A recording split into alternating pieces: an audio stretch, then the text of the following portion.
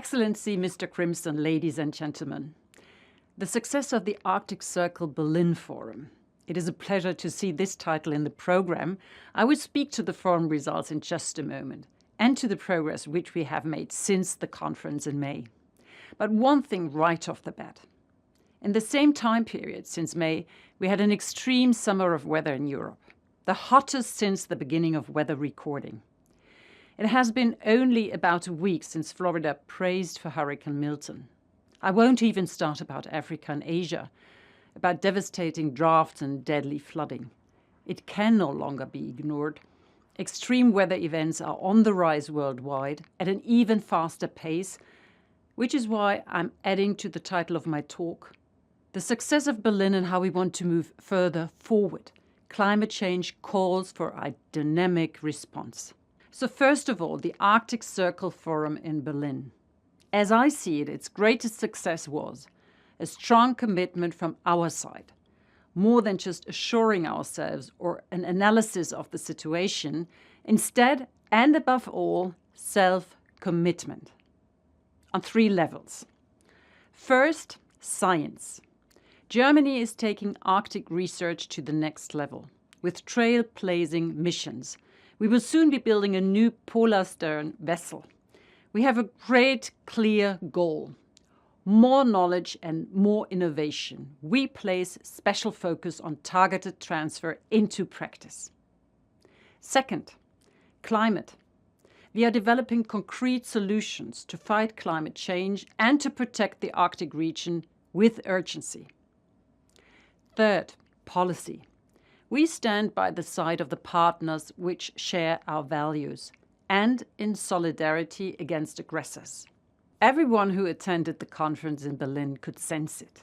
We recognize the special value of the Arctic. It is an early warning system for climate change, which is why our research there is so vital. We in Germany are taking our role seriously. We are prepared to play a leading role in research policy, in climate policy, in geopolitical terms. What does this mean specifically? I'll start with geopolitics. As you know, since the Russian war of aggression against Ukraine, policy on the Arctic has undergone radical change. The federal government and its like-minded partners have put a complete freeze on cooperation with Russia. But the most important point is we will not retreat from the Arctic.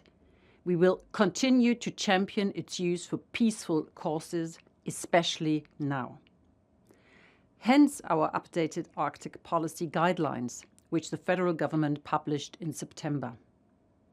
They stipulate the core aims of Germany's Arctic policy: to support our allies in the region, to defend the rules-based order, step up climate action, nature conservation, and environmental protection, develop Arctic research further, all the while respecting the rights of the indigenous population and the interests of the people who live there, and promote sustainability. That is what it says in the document.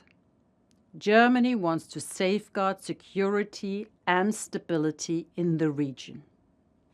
No one who has ever traveled to places like Spitsbergen will ever forget what it is like. At least I know I won't. Such a fascinating, sensitive ecosystem. At the same time, a most special place to gather knowledge about the climate in the entire world. Our research presence in the Arctic is more important than ever.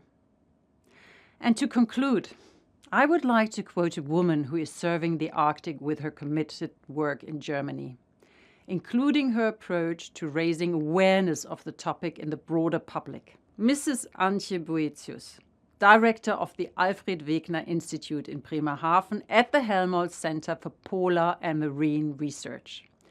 In talk shows, interviews and documentaries, Professor Boetius never tires of telling us how many degrees in global warming will have which consequences for the polar ice, for the entire world. Saying things like, it is time to stop fixing only the small things. Exactly.